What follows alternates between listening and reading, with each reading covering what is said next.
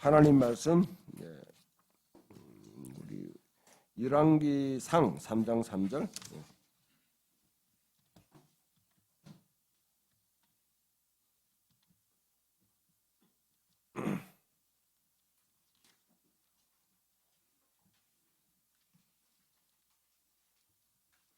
삼 3장 3절하고 11장 1절에 19절.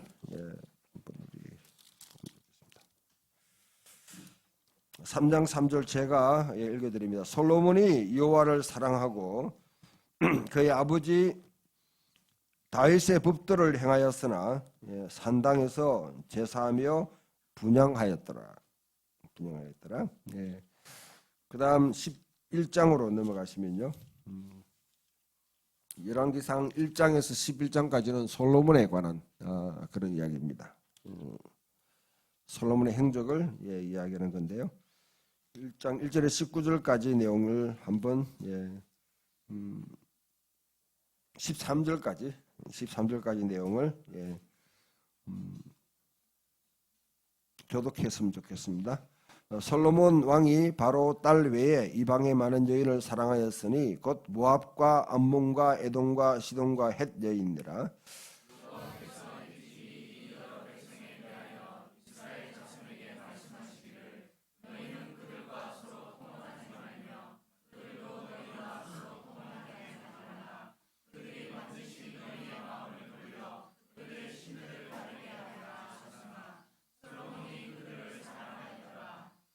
왕은 후궁이 700명이요 첩이 300명이라.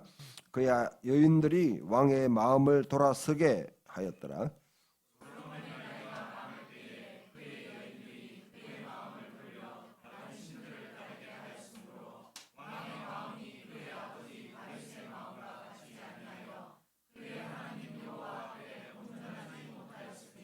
이는 시돈 사람의 여신 아스다롯을 따르고 암몬 사람의 가정한 밀곰을 따릅니다.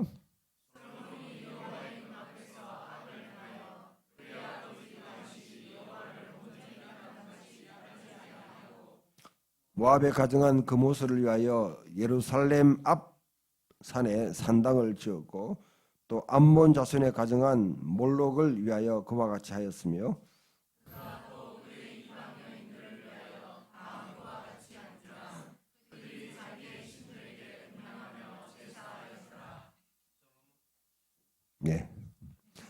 솔로몬이 마음을 돌려 이스라엘의 하나님 여호와를 떠남으로 여호와께서 그에게 진노하시니라. 여호와께서 일찍이 두 분이나 그에게 나타나시고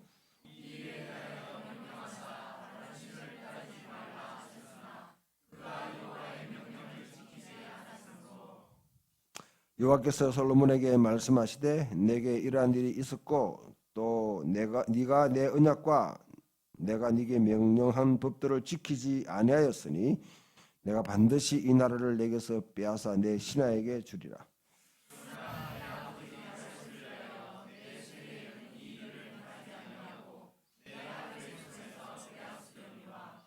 함께 오직 내가 이 나라를 다 빼앗지 아니하고 내 종 다윗과 내게 택한 예루살렘을 위하여 한 지파를 내 아들에게 주리라 하셨더라. 아멘.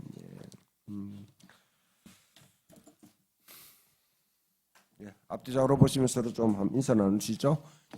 사랑합니다. 축복합니다. 반갑습니다.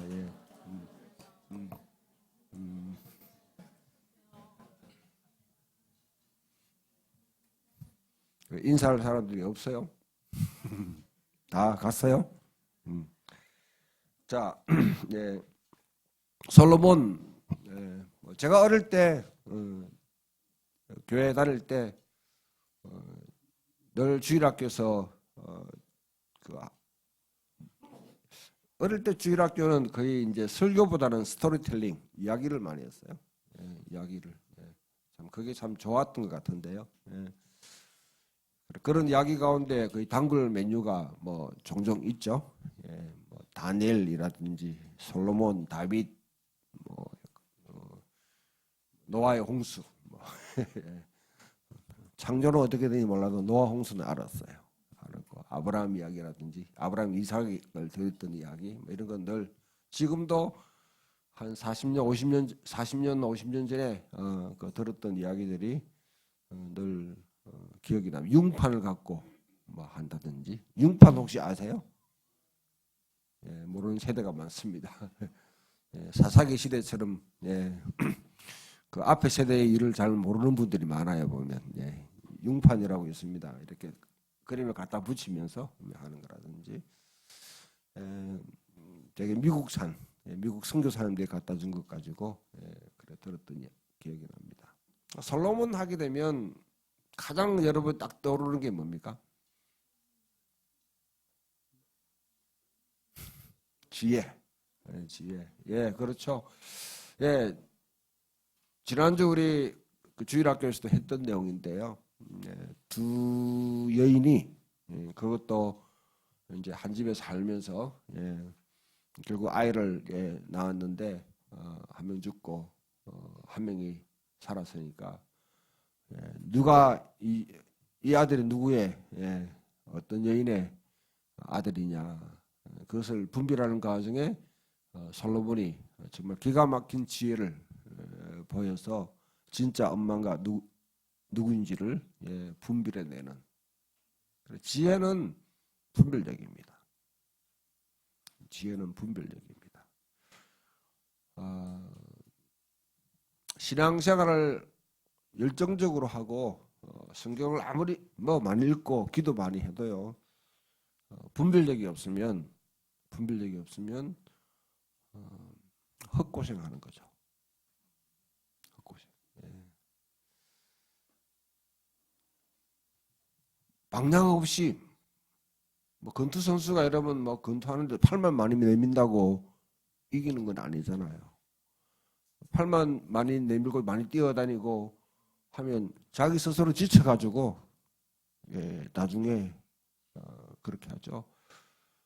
축구하는데 여러분 볼을 많이 소유했다 해가지고 늘 우승하는 건 아닙니다. 지금 뭐 세계에서 가장 명문 구단이라고 할 수 있는 바르셀로나 오래된 전통이 점유율 축구 오랫동안 볼을 점유하고 있으면 승리한다. 근데 바르셀로나가 여러분 세계 최고의 클럽으로 항상 등극하지는 않지요. 다른 전략들이 있습니다. 지혜가 없으면 그러니까 감독의 이제 전술이라든지 이런 게 필요한데 지혜가 없으면 그와 같이 되는 거죠. 분별력입니다. 그다음에 통찰력이죠. 앞으로 현실을 꿰뚫어 보고 그다음에 어떻게 대비해 나갈지 그것을 아는 건데요. 이 솔로몬은 굉장히 좀 역설적인 그런 왕입니다. 그다음에 솔로몬의 이제 가장 또 위대한 것 가운데 한 데가 성전 건축이죠. 성전을 건축했다. 고대 사회에 나름대로 여러분 좀 그래 크지는 않아요. 대개 앞에 성전 건축을 보게 되면 솔로몬의 성전이 거의 뭐 그 메모드급으로 막 이렇게 묘사하는데 사람들이 현실을 잘 모르는데 안에 내부는 이거보다 더 적습니다. 우리 지금 있는 공간보다 더 적습니다. 가로 세로 20, 30이니까요. 크지가 않죠. 전체 컴플렉스 건물 전체를 보게 되면 조금 더 확장될 수 있습니다만은 고대 사회의 신전들 자체가 그렇게 크지가 않습니다.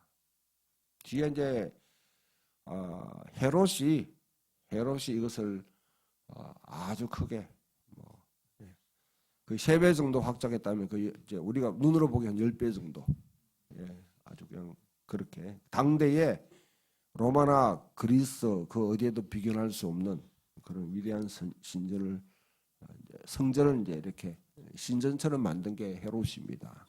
헤롯이고요. 자, 이런 과정 속에 우리가 솔로몬을 어떻게 봐야 되는가? 특히 하나님 나라 관점에서 어떻게 봐야 되는가? 우리가 한번 생각해 보면 왕이라는 제도는 결국 하나님의 대리인 역할을 하는 거죠. 고대 사회에 여러분 이 신들 왕들은 거의 그 생각을 갖고 있습니다. 예. 신의 어떤 자기가 신이 자기에게 어떤 권위를 위임해서 왕이 됐다.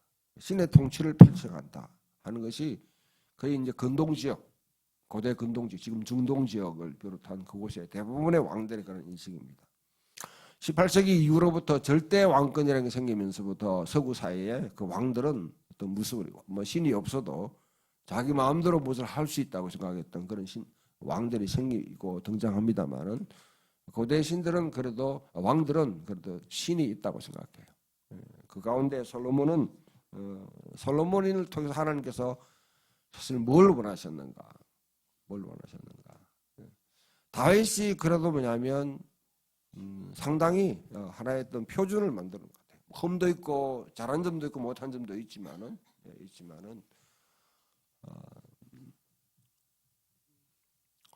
그 나라 속에 있는 다른 이방인들의 다 이렇게 그냥 다 복종을 시켰죠. 복속을 시킨 거죠. 예, 복속을 시켰고 다윗은 그래도 경건한 사람이었습니다. 하나님을 경외하는 사람이었어요. 하나님을 경외한다는 말은 그 사람 속에 씨가 있는 사람이 씨. 여러분 산문 그냥 소설이나 이런 뭐 수필이나 산문하고 시하고는 좀 차원이 다른데요. 저도 시는 쓸 줄 모릅니다. 써봐야 뭐 별로 시 같은 맛이 안 나고 그래요. 시인들은 어떤 자기가 그리고 있는 대한 세계를 갖고 있어요. 대한 세계를 갖고 있습니다. 되게 시인들은 예언자와 같은 생각이 있습니다. 운율 있는 삶을 살아요. 다 표현하지 않아요. 이게 그렇게 목사는 직업상 시인이 될 수가 없습니다. 말을 갖다가 계속 해야 되잖아요. 알아듣게끔. 근데 시는 읽어보면 저게 무슨 말인지 모를 때도 많잖아요. 중간에 행간을 읽게 만드는 사람들이죠. 행간을. 다윗은 예배자였고 신이었고 또한 기도하는 사람이었습니다. 하나님을 경외하는 사람이었습니다. 여러 가지 험결도 있고 여러 가지 어려움도 있지만은 하나님을 경외하는 사람이었다. 우리 신앙생활에 여러분 가장 중요한 것은 하나님을 경외하는 마음입니다. 선교 힘들면 못할 수 있어요. 그러나 예배는 이거는 가장 핵심되고 기본됩니다. 여러분들이 신앙생활을 하면서 저는 대충 이렇게 이제 목회를 갖다 이렇게 하다 보면 어느 정도는 표시나요.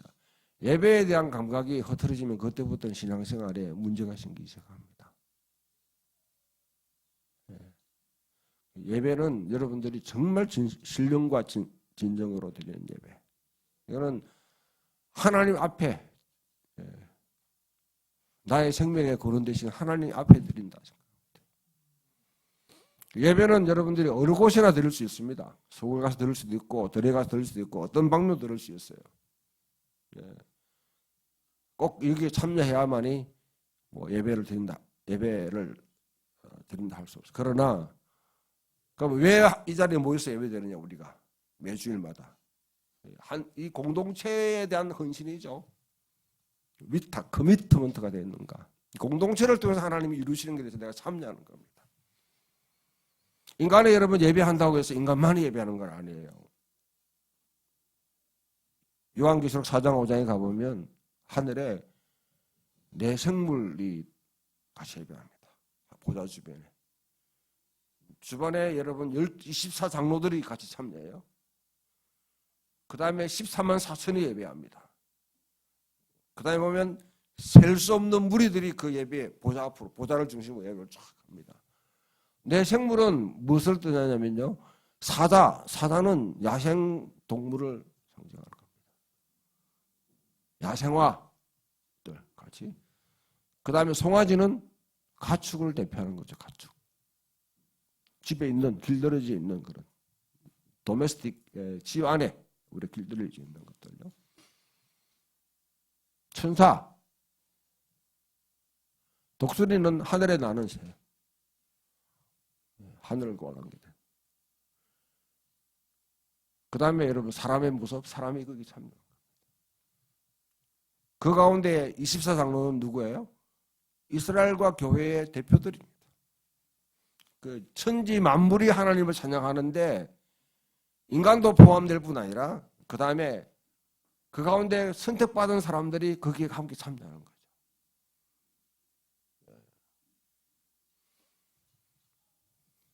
온 만물은 다 각기 하나님을 찬양합니다. 예배합니다. 들에 들 것도 그렇고 바다에 물에 있는 물고기도 그렇고 나무들도 각기 자기 모습으로 다 예배하는데 인간만이 피조물 가운데 인간만이 지독해가지고 자기를 지은 창조하신 창조주를 예배하지 않는, 경유하지 않고 다른 것을 섬기는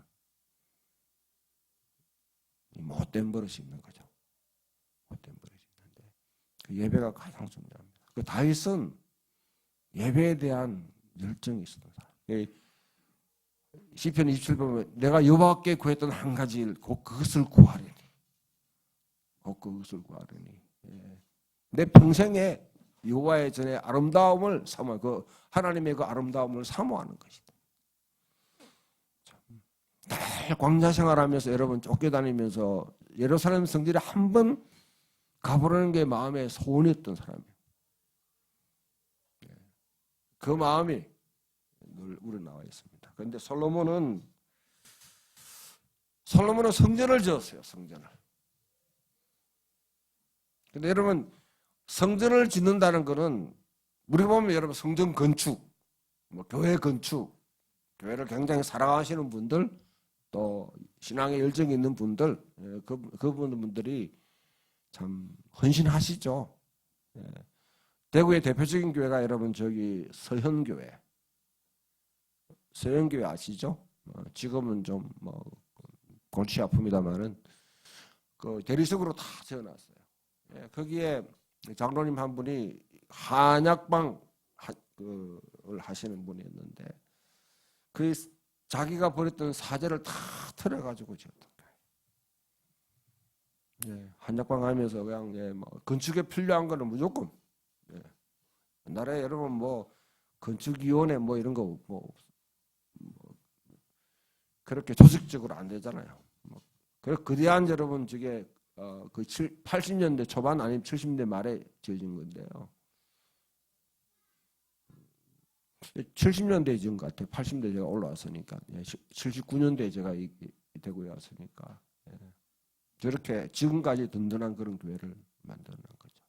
저는 그분의 신앙이 그 당시 많이 해자되고 많은 분들이 참 저분같이 됐으면 좋겠다. 건축하고 나는데 그 자녀들이 그 교회에서 뭐 덩덩거리며 뭐 군세 부리고 그런 소식은 못 들은 것 같아요. 못 들은 것 같아요.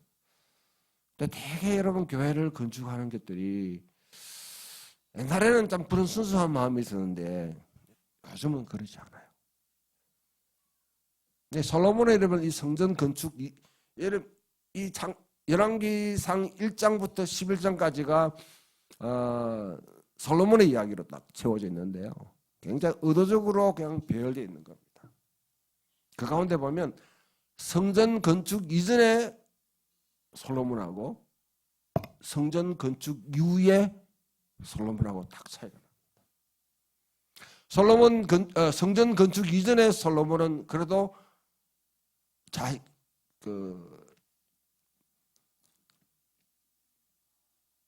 하나님을 경외하는 사람이었습니다.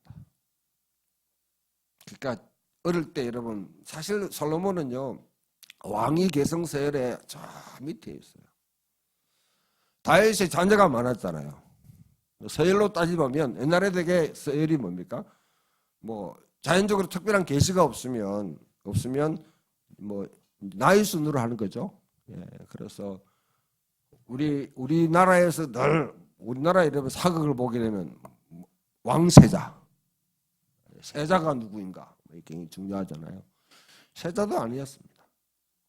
그 앞에 여러분 앞에 있는 형들이 조금 문제가 있는 사람이 많아서 암몬, 장자 암몬, 두 번째 압살롬 둘이 싸우다가 그냥 망한 사람들이에요. 셋째가 가만히 보니까 아도니아가 가보니까 이거 내가 왕이 될 때 아버지가 너무 오래 살아. 너무 오래 살아요. 거기다 여러분 또 뭐냐 늙으니까 아비삭을 갖다 옆에 두가지고 자꾸 오래 살려고 하니까 아도니아가 이거 내가 왕이 빨리 돼야 되겠다 싶어가 하나님의 때를 기다리지 못하고 그냥 자기가 선수를 치는 바람에 반역을 하게 됩니다. 그러다 보니까 솔로몬이라는 세례도 그렇게 없었던 솔로몬에게 그냥 왕이 어릴 때 등극하는 거죠. 그러니까 지혜를 참 구하는 3장 3절에 보면 하나님을 사랑했다. 하나님을 사랑했다. 그래서 산당에 가서 제사를 기브온 산당에 가서 제사를 드려요. 제사를 드리는데 하나님께서 어떻게 합니까? 네 원하는 게 무엇이냐? 오늘로 우리로 말하면 소원을 말해봐. 소원을 말해봐죠. 그렇게 했는데 솔로몬이 부도 구하지 않고 생명도 구하지 않고 다른 나라에 나가 전쟁 때마다 이기는 것도 구하지 않고 그냥 지혜를 주십시오. 내가 어린데 지혜를 달라. 참 하나님이 참 귀중하게 보셨습니다. 그래서 지혜뿐 아니라 다른 거 다 구하지 않는 거에 다 얹혀가지고 줄게. 그런데 그것만 딱 보는 사람들이 많아요. 그 축복에는 항상 조건이 있습니다. 토라를 율법을 지키면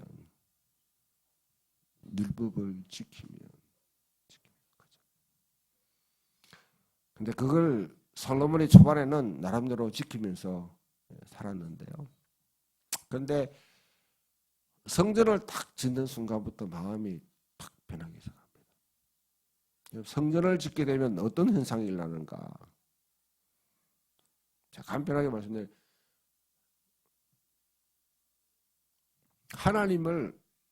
하나님은 사실은 여러분 솔로몬도 이것을 압니다. 직접 봉헌예배 8장에 여러분 봉헌예배 할 때 하늘의 하늘도 하나님을 용납할 수 없거든. 하물며 이곳이겠습니다. 그러나 하가마야 보시옵시사 여기에 자정하시고 세계 여기에 예배 오는 자가 주 앞에 드리는 기도를 응답해 주시옵소서. 정말 간곡하고 정말 감동 있는 그런 그 기도를 드려요. 하나님은 하늘을 보다로 삼고 땅을 발등상 삼는 창조주 하나님이 어디에 갇혀 있는 분이 아니다. 솔로몬은 자기가 이렇게 아름답고 이렇게 멋지고 다르게 비교할 수 없는 것을 지어놓으면 하나님을 간에 모실 수 있다고 생각해요. 모실 수 있다. 그런데 모시는 게 사실은 모시는 게 아니죠. 집에 제가 강아지 한 마리가 있는데요. 생각을 해봐요. 얘가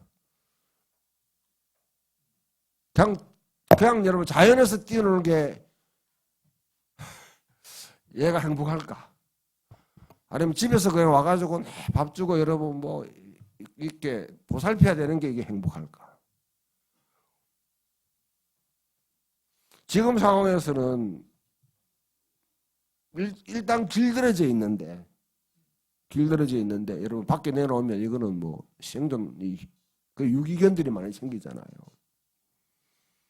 유기견들의 여러분 현실을 갖다가 뭐 TV에서 보고 이렇게 보면 뻔한 상황인데 사실은 인간들이 뭐냐면 이와 같이 가축이라든지 그 다음에 이런 이런 애완동물을 인간들이 집안에 가둬들인 거죠.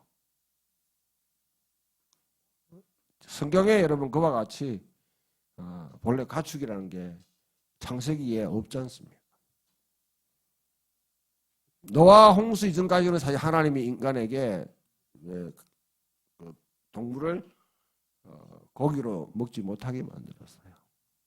노아 홍수 이후에는 왜냐하면 하나님 보니까 인간이 너무 폭력적이에요. 너무 폭력적이에요. 그래, 폭력을 해소할 수 있는 방안이 결국 잡아먹는 거예요. 동물을 줍니다, 고기로. 주는데, 자, 이런 걸 보게 돼. 하나님도 마찬가지. 하나님을 갖다가 사실 우리가 여러분 한 곳에 가둬둘 수 있다는 이 착각. 이게 어디서 나타났냐면요, 여러분들 되게 교회가 건축하고 막 예배하고 자기가 지으면요, 그 하나님의 임재에 대한 독점권을 갖다가 독점하고 싶어하는 욕심이 생겨요. 화려한 교회들을 막 짓잖아요. 사실 한국의 이 여러분 교회 건축은 저는 건축이 사실 이거는 미학적인 측면이 거의 없습니다. 여러분이 서구 유럽을 가보면 곳곳마다 교회를 지은 거 다 미학적인 나름대로 신학적인 그게 다 표출되어 있는 거거든요. 한 개 짓는데 거의 40년, 50년 걸리는 그런 예배당인데요. 우리는 그냥 오닥닥 지어가 사람만 모아놓고. 저는 여러분 서초동에 있는 여러분 사랑의 교회 멋있잖아요. 여의도에 있는 여러분 공갈빵같이 생긴 교회 뭐 있잖아요. 지금 여러분 말해하는 명성이 많은 교회 다 나름대로 여러분 있습니다. 그런 여러분 교회들을 지어놓으면 거기 사람들이 되게 짓고 나면 자기들이 하나님이 여기만 계신 줄 생각해요. 자기들 중심으로 있는 줄 알아요. 그와 똑같은 생각이 솔로몬에게 있는 겁니다. 하나님을 자기들 가다 놓으면요, 이제는 자기가 모실 수 있다, 모실 수 있다 생각하면 그 다음 하나님의 마음대로 자기가 조정할 수 있습니다. 우리 대개 어른들 모시면 모르겠습니다. 여러분 밖에 어른들이 그냥 이렇게 떠나가 있으면 항상 어른들 여러 가지로 이렇게 생각을 해야 되지만은 집에 딱 모시면 내 스스로 뭐냐면 내가 성경에 따라 가지고 반응이 달라지겠죠. 그런 의식이 있는 거예요. 그러니까 결국 성전 건축이 솔로몬으로 하여금 교만하게 만듭니다. 교만하게. 내가 대개 보면 여러분 성전을 건축하고 난 뒤에 교회들이 생기는 문제들이 참 많이 있는데요. 되게 좀 건축하고 나면 조금 뭐냐면 좀 교만해져요. 교만해져. 그러고 난 뒤에 결국은 이 열왕기의 평가가 뭐냐면 다윗이 솔로몬이 말년이 별로 좋지 않는 상황으로 변해갑니다. 그래서 여러분들 솔로몬이 왕이 된 상황 속에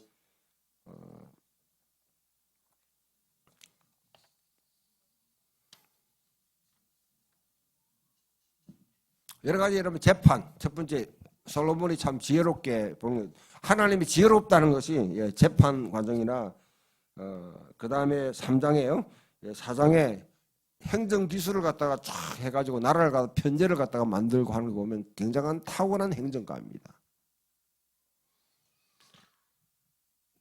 아브라함의 약속한 영토를 실제로 아브라함에게 옛날 아브라함에게 약속했던 그 영토를 실질적으로 통치했던 왕이 솔로몬입니다. 그래서 스가랴에서는 메시아 시대의 상징으로 솔로몬 시대를 보는 거죠. 성전 건축을 하고요. 그 다음에 솔로몬의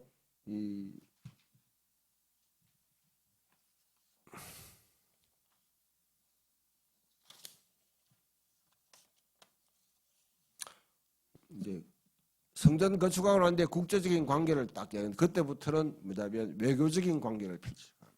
영토를 확장하기 시작하는 거죠. 영토. 그러면서부터 솔로몬이 하나님을 떠나기 시작합니다. 외연을 확장하면서부터. 자, 여러분들 성전에 관해서 조금 더 여러분 좀 집중을 해보면 솔로몬 이후에 하나님께서 솔로몬의 통치가 사실 좋지 않으니까 나중에 여로보암이라는 사람이 반기를 듭니다. 그 앞에는 여러분 다른 외부에서 이렇게 반란이 일어난 것은 잘 정리가 됐는데 여로보암이 반기를 드는데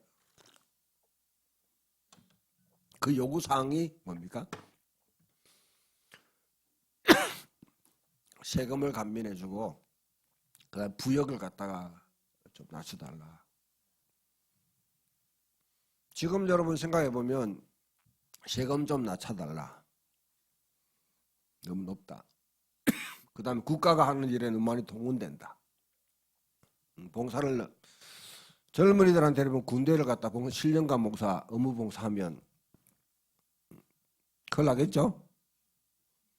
7년간 하라고 그러면 자꾸 줄이잖아요. 민주주의 정부에서. 그 다음에 여러분 예비군 훈련도 50세까지 해야 되고 민방위는 70세까지 해야 되고 그 다음에 모든 남자들은 국가에 생활하는 모든 토목공사에 다 의무적으로 뭐 봉사해야 되고 여성들은 밥하고 뭐 청소하고 아니면 길거리 청소하는데 그냥 계속 불러대면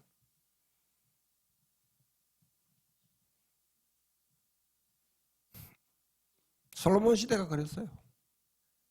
솔로몬 시대가 그랬어요. 국가는 부강하고 왕은 영광을 얻는데 백성들의 삶은 죽을 맛인 거예요. 그 이면을 볼 수 있어야 되죠. 그 이면을 볼 수 있어야 돼요. 어느 여러분 기업이 보면 막 성장한다. 잘 된다. 수출 잘 된다. 그래서 여러분 뭐 얼만큼 수익이 나고 얼만큼 여러분 그 기업이 번창하는가 이것만 보면 우리는 그렇게 그것만 보면 안 돼. 그거는 경제학자들이 하는 거예요. 대개 사람들을 여러분 이렇게 현혹하고 속이는 조종하는 이 정치인들이 그것을 보고 그냥 다 대개 보면 통계 지표에 해가지고 다 이렇게 놀아나지 않습니까? 아무래도 여러분 문재인 정부가 또 이렇게 해가지고 뭐 그 일자리가 늘었다 하는데 이 정부만은 저는 좀 정직할 줄 알았는데 참 그런 거 보면 좀 실망해요.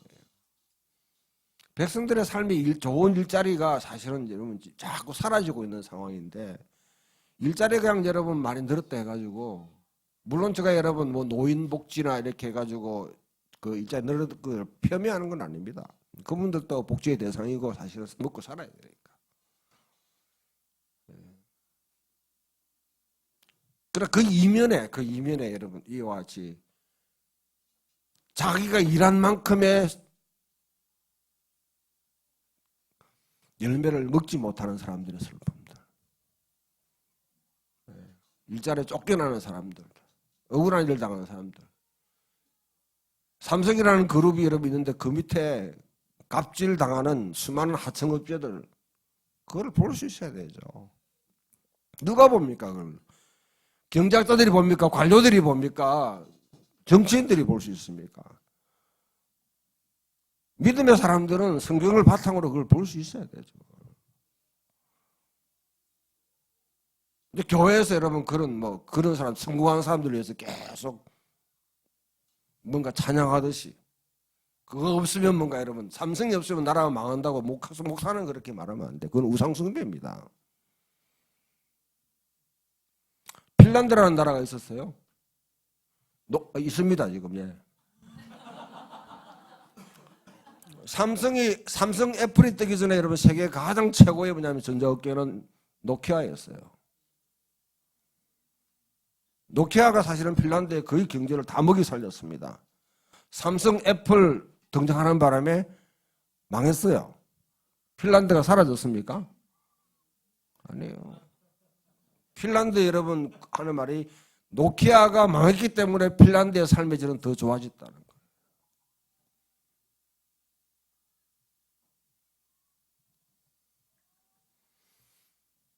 자, 그 나라가 이렇게 경제를 성장하는 거는 그 솔로몬의 왕국이 성장하는 거 결국은 끝은 하나님이 딱 판단하잖아요. 네가 나를 떠나서 율법을 지키지 않기 때문에 네 자식 때에 나라를 두 조각 내겠다. 한 개는 뭡니까?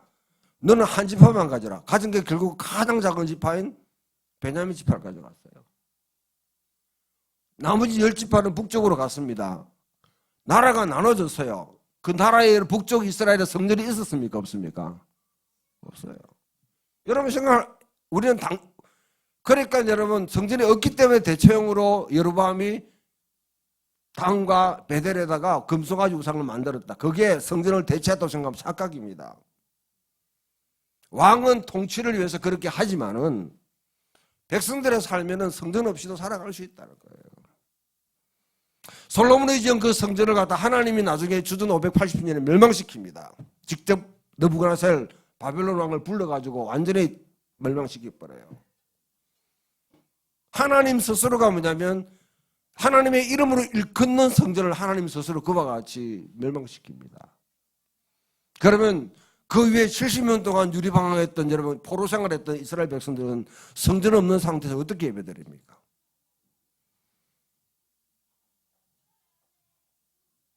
포로기에 들어와가지고 성전 지어요. 헤롯이 정축합니다. 아름다운 성전을 지었습니다. 그런데 AD 70년에 로마가 와서 또 멸망시킵니다. 그 이후로부터 지금 여러분 이스라엘 백성들은 성전 없이 2000년 동안 살고 있습니다. 근데 지금도 뭐냐면 제3의 성전, 제가 듣기로는 모든 성전을 지금 성전을 지은 그 자리에 지금 이슬람 사원이 딱 들어박혀 있으니까 그걸 없애고 그걸 무너뜨리면 결국은 중동 전쟁이 다시 일어나죠. 이슬람과의 전쟁이 일어나죠. 그러나 성전을 지을 수 있는 준비는 완벽하게 지금 다 갖춰놨어요. 이스라엘은 벌써 40, 50년 전부터 하프 세겔, 반 세겔 성전세예요. 그걸 다 걷어냈습니다. 받아가지고 지금 다 준비해놨고 있는 거예요. 아직도 그 사람들은 성전이 있어야 된다고 생각하는 사람이에요. 지금 여러분 이 열왕기가 우리에게 주는 결과는 열왕기의 마지막은 북쪽 이스라엘 남북쪽가 다 멸망당하고 포로 가는 생활입니다. 포로로 가는 생활이에요.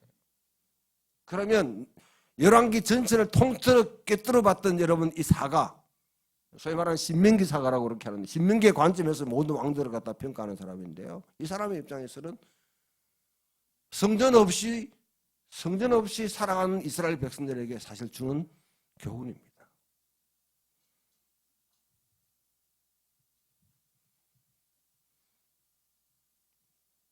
어떻게 하나님 없이 그 성전 없이도 우리가 어떻게 하나님 제사를 드리고 제사를 여러분 드리지 않고도 중앙 집중으로 계속 모여야 될 한 곳이 없고도 어떻게 이스라엘 백성들이 하나님을 경외할 수 있는가? 그 포로 생활하면서 이스라엘 백성들이 하나님을 경외하는 방법은 결국 기도와 말씀 연구입니다. 기도와 말씀 연구. 상징적으로는 다니엘 같은 사람이 어떻게 합니까? 예루살렘을 향해서 하루에 3번씩 기도하죠. 상징적으로는. 기도하면서 토라 율법의 말씀을 계속 묵상합니다.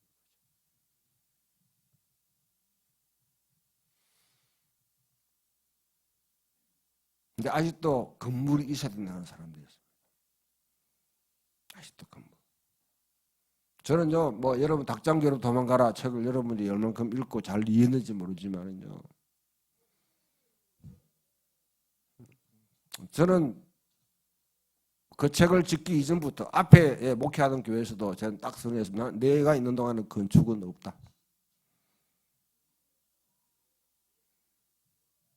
작년 여러분 한 350 모이다가 700명 넘어가게 된 당연히 나오는 게 교회 건축하자. 여기 나와요. 나는 딱 잘라버렸어요. 내가 목회하는 동안은 건축은 없다.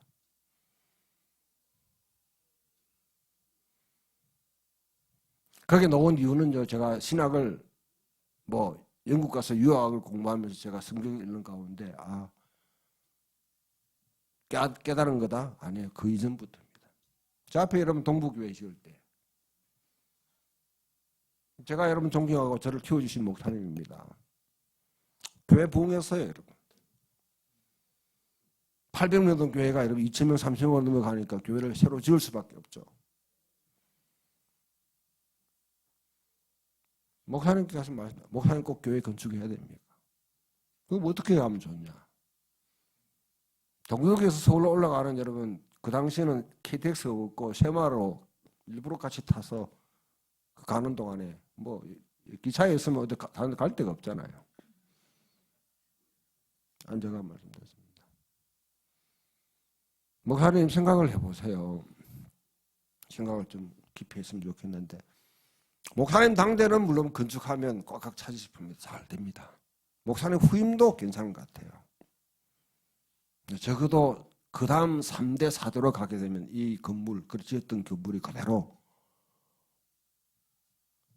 유지된다고 장담할 수 있겠습니까? 본인은 한 번도 생각을 안 해보신 것 같아요. 그 뭐 짜면 좋나 하더라고요. 목사님께서 이때까지 참 목회하시면서 잘하셨기 때문에 목사님을 본받아가지고 목회 들려고 하는 사람 40명, 그 당시 40명 정도 있었어요. 배출한 분들이요. 그분들하고 같이 곳곳에 같은 마인드를 갖고 그와 같이 좀 분리개척하고 이래서 하면 안 되겠습니까? 제목은 이 나중에 볼 때 네가 해라 하더라고요. 네가 해라. 이미 건축한 게 다 지금 벌어지는 상황인데 그거 백도 할 수 없잖아요. 그것 때문에 교회가 5년 동안 준비해가지고 건축하는 건데요. 제가 초를 치는 거죠. 나중에 여러분 제가 유학 갈 때 목사님 직접 다른 제자 목사들한테 교회를 분립하듯이 그와 같이 지원하셨어요. 왜 그렇게 하냐? 저도 여러분 여기 있는 이 건물을 갖다가 우리가 지금 새로 사는데 카페에서 그렇게 했던 이유는 카페에서 때는 모이고 예배 드리면 돼요. 여러분 이 공간이 있으니까 이 공간을 운영해야 되는 거예요.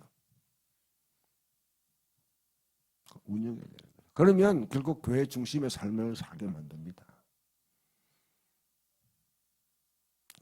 모여야죠. 뭐라도 해야 될 거 아닙니까? 시설도 갖다 놓고 뭐 갖다 놔야 되잖아요. 그러면 신앙생활의 초점 자체가 진짜 보이지 않는 하나님을 중심으로 살아가는 게 아니라 사실 교회라는 이 건물 여기에 상당히 많이 집중할 수밖에 없어요.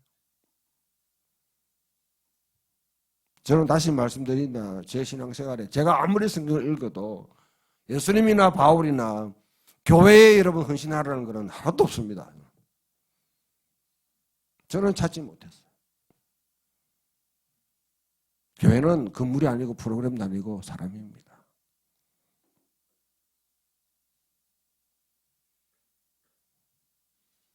결국 솔로몬이 성전을 지어놓으니까 어떻게 해요? 하나님을 자기가 얼마든지 하나님 예배드리고 하나님 제사드리고 뭐 여러분 일천번제 드리고 뭐 하게 되면 하나님이 기뻐한다고 생각하는 거죠. 그러니까 밖에 나가가지고 계속 영토를 확장해요. 여러분 영토를 확장하면 안 돼요. 이스라엘 백성들은. 영향력을 행사하면 안 됩니다. 근데 아니 나라가 부강하고 군사를 얻고 침도 못하고 그렇게 해야지 뭐냐면 그래도 밖에 있는 사람들이 아 야훼를 섬기는 백성은 다르구나 하는 걸 보여줄 수 있지 않냐. 과시하는 거죠. 뽐내는 거죠. 적어도 야훼를 믿는 야훼가 어떤 분이냐. 전능하신 하나님이고 창조주이시고 세상에 누구도 비교할 수 없는 왕이라면 그에 걸맞은 신전이 있어야 되는 거 아니냐. 그게 바로 성전입니다. 또 그에 여러분 맞춰놨으니까 그의 다른 나라를 갖다 만들어야 되니까 결국 국제적인 계속 확장 정책을 하면서 관계를 맺어야 되죠. 이전까지는 조공을 갖다가 주던 여러분 그런 나라에 조공을 바치게 만들어. 그러면서 나라 경제는 잘 사라진 거죠. 그러나 속은 문드러져 가는 겁니다. 허물어져 가는 거예요. 결국은 솔로몬이 그렇게 하다 보니까 맨 처음에는 그 마음이 없었는데 결국은 하나님부터 마음이 들어요. 여러분 사랑은 성경이 말하는 사랑은 뭐냐면요. 자꾸 가까이 가는 거예요. 가까이. 영어로 attachment라는데 계속 이렇게 붙으려고. 사랑하면 자꾸 붙으려고 하잖아요. 가까이 가고. 예. 그런데 미워하면 계속 떨어지는 디태치먼트 떨어져 나가는 거예요. 하나님으로부터 한 발짝 멀어져 가니까 자유롭죠. 잘 되지요. 그러니까 이것저것 참도 다른 우상 다 데리고 와가지고 성전을 지은 사람이 결국은 뭡니까? 모리아산 그 예루살렘 성전 앞에 갈람산에다가 다른 신전 다 완전히 여러분 예루살렘 자체가 신들의 이방 신들이 버글버글 곳으로 만들어요. 신명기 학자가 나중에 신명기를 바탕으로 평가하는 게 뭡니까?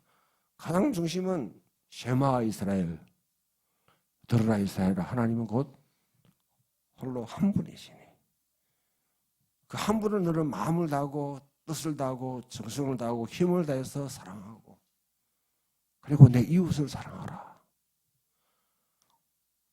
야훼 하나님을 여러분 섬긴다고 홀로 한 분인 하나님을 섬긴다고 성전을 지어놓고 거기다 다른 걸 다 갖다 붙여놨으니까 이거는 유일신론 자체를 갖다 근본적으로 변화시키는 파괴하는 사람이 파괴하는 사람. 성전 건축자가 사실은 성전을 갖다가 파괴하는 사람이에요.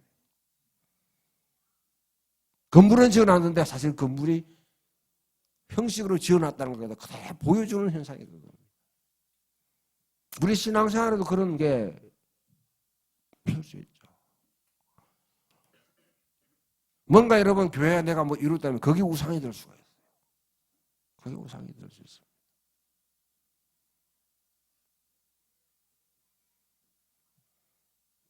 자,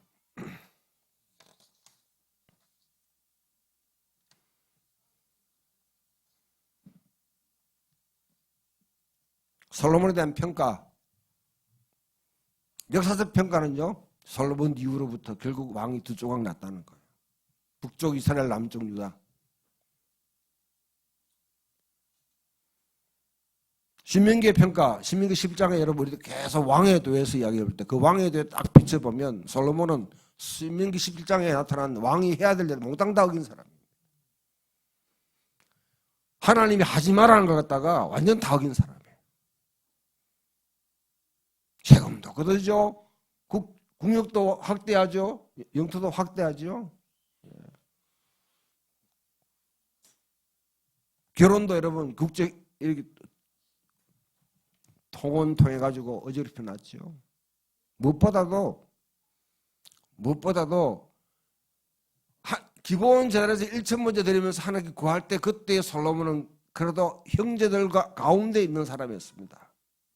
형제들을 섬기려고 하는 사람이 있는데 성전을 짓고 난 뒤에부터는 왕의 마음이 리프트 올라가가지고 다른 형제보다 올라가는 사람. 교만한 사람이에요. 예수님의 평가. 예수님의 솔로몬에서 언급한 가운데 딱 한 가지. 들에 있는 꽃들 봐라. 들꽃을 봐라. 솔로몬이 입은 옷도 이보다 낫다? 비교할 수 없다는 거죠. 무슨 말입니까? 하나님은 들꽃을 자연적으로 먹이고 살리고 보호하고 입히신다. 근데 솔로몬은 뭐였습니까? 그 말에는요. 솔로몬은 자기가 이 옷 입으려고 얼만큼 죄송합니다. 지랄 연병했냐. 착취하고 금을 사가고 부귀영화를 누리고 뭔가를 디자인하고 뭔가를 만들어가면서 그렇게 인간이 할 수 있는 모든 노력, 정상적인 노력에 대해 가지고 여러분 그와 같이 그와 같은 노력을 다 기울여서 여러분 입은 옷도 그렇게 해봐야 하나님이 자연적으로 자라게 하는 이 꽃맛보다 훨씬 비교할 수 없다. 비교할 수 없다.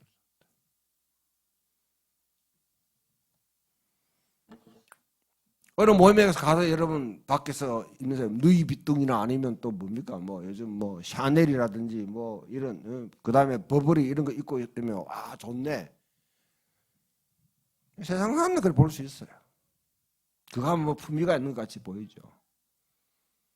근데 하나님은 그걸 갖다가 말을 한다고 수고했다, 잘했다, 멋인데 그렇게 보지 않습니다. 네가 이걸 한 게 치워가지고 얼마나 많은 사람들을 갖다가 사실 사랑했는지 착취했는지 그걸 보는 분이에요.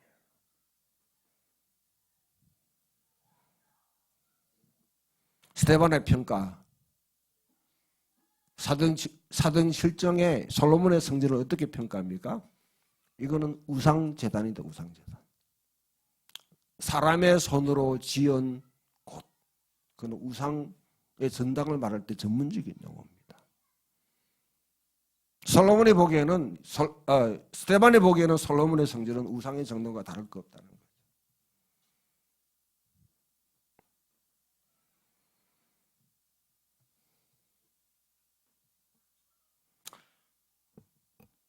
대부분의 독자들은 솔로몬의 지혜와 부와 명성과 성공만을 기억하고 있습니다. 여러분, 저는 그것을 지울 필요가 없다 생각해요. 네, 그런 그 당시 살아가는 사람들이 솔로몬을 보고 평가할 때 그런 기준으로 평가하겠죠. 얼마큼 부를 쌓았냐, 얼마큼 영광이냐, 얼마큼 국력을 확대했냐, GNP가 얼마냐, 그 수출이 얼마냐, 그런 거 보고 여러분 평가하겠죠. 그런데 그 수면 아래에서 외치는 소리들을 들을 수 있다면 그는 바로 여러분 야훼가 지혜가 부르짖는 소리고요, 진리가 부르짖는 소리입니다.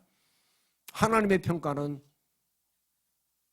하나님은 뭘 보고 솔로몬의 삶을 보고 진짜 가치 있다고 평가할까?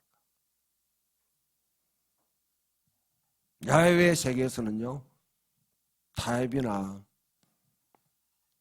협상은 불가능합니다. 왕이든 사장이든 목사든 누구든지 타협이 불가능합니다. 그건 뭐냐면 토라에 얼만큼 네가 순종하는 삶을 살아요. 토라에 얼만큼 순종하며 살아요. 바로 솔로몬이 이야기한 이에 대한 정언입니다. 아침에 화려하게 세상을 갖다가 완전히 막 불태울 듯이 우람차게 여러분 햇빛이 동해에서 쫙 떠오르는 광경, 완전히 펼쳐 있는 광경. 그렇게 시작된 하루였는데 솔로몬의 마지막 저녁은 번개치고 구름이 몰리고 바람이 휘몰아치는 그 세대를 자기 아들에게 물려준 거예요. 아들에게 물려준 거예요. 사랑하는 성도 여러분, 하나님이 우리의 삶을 평가한다면 어떻게 평가하실까?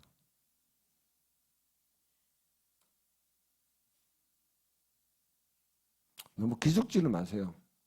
저는 제가 목회하면서 느끼는 건 뭐냐면요, 저는 그렇습니다.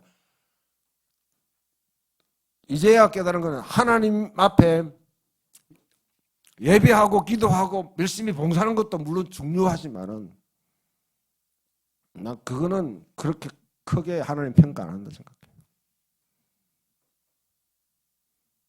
여러분이 일주일 삶가운데 월요일부터 토요일 삶 가운데 정말 땀을 흘리면서 내가 정직하게 살아가는 삶, 정직하게 내 수고의 열매를 먹으려고 하는 그 정직한 마음 갖고 살아가는 것, 누구와 비교하지 않고 나는 그걸 하나님이 가장 기뻐한다 생각해요. 그런데 대개 여러분 교회 가보면 그런 분들이 스스로 자기 신앙생활을 못한다고 생각해요. 왜? 교회 자주 갈 수 없으니까. 기도 모임에 자주 참여 못하니까. 전도회나 아니면 다른 봉사를 못하니까 나는 신앙생활을 못한다고 생각해요. 이게 여러분 교회가 뭔가 뒤바뀌어도 한참 뒤바뀐 거죠.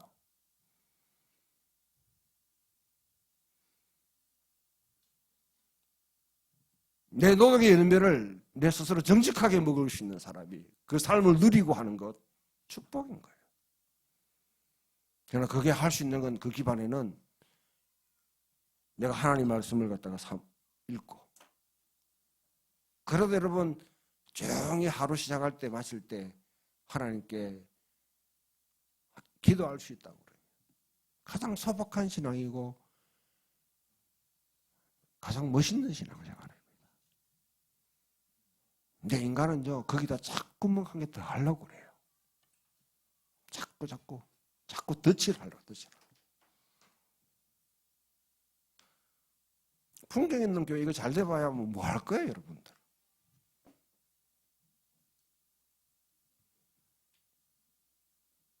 교회는 사라질 수 있는 겁니다. 교회가 여러분 영원하라. 제국은 영원하면 돼. 뭐 하나님 나라에 영원하라. 뭐. 그러나 교회는 자기 역할 다 하면 들꽃과 같이 나무와 같이 살아다가 사라지는 거예요. 하나님 주신 소명을 제대로 풀어내는 그 열매를 맺는가. 하나님 나라 계속 하니까 굉장히 큰 걸 갖다 이야기하는 것 같아도 저는 월요일부터 토요일까지 여러분의 삶을 정말 정직하고 진솔하게 최선을 다해 할 수 있는 것. 하나님은 여러분 할 수 없는 걸 하라고 하지 않는 분입니다. 내가 할 수 있는 한 최선을 다하고 살았다면 여러분 이 예배 자리에 와서 하나님께 감사하고 찬양하고 기뻐할 수 있는, 기뻐해야 될 사람. 그리고 주일날 와서 하나님이 이 예배 가운데 베풀어 주시는 은혜를 경험하고 그 능력을 받고 다시 내 일상의 삶에 가서 다시 맞부닥치며 때로는 박살나기도 하고 때로는 상처 있기도 하고 때로는 영광을 잊기도 하지만은 그 패턴을 지겹도록 매주 반복하는 게 신앙생활이에요. 지난주 다르고 이분주 달라야 된다고 생각하면 여러분 착각입니다. 그게 바로 인간을 타락시키는 방법이에요. 여러분 스스로 신앙을 왜곡시키는 방법이에요. 신앙생활은 여러분 365일 30년 40년 거의 같은 패턴으로 계속 반복돼요. 그걸 견디지 못하면 내 스스로 춤을 추서라도 뭔가 얹어서라도 뭔가 여러분 그러니까 장식을 했더라도 내가 뭔가 달라졌다는 것을 보여주려고 하는 거죠. 솔로몬이 결국 그 욕심에 빠진 겁니다. 성전을 짓고 난 뒤에 성전을 지은 자로서의 책임감, 성전에 걸맞는 하나님을 예배하는 것, 성전에 걸맞는 나라를 만드는 것. 결국 그것이 솔로몬을 하여금 망하게 만드는 길이에요. 하나님을 떠나게 만드는 겁니다. 저는 여러분들이 그런 삶을 걷지 않기를, 그러나 솔로몬의 받은 지혜를 구하는 그 겸손한 자세를 사모하는 여러분 되기를 주님이 축원합니다. 찬송가 588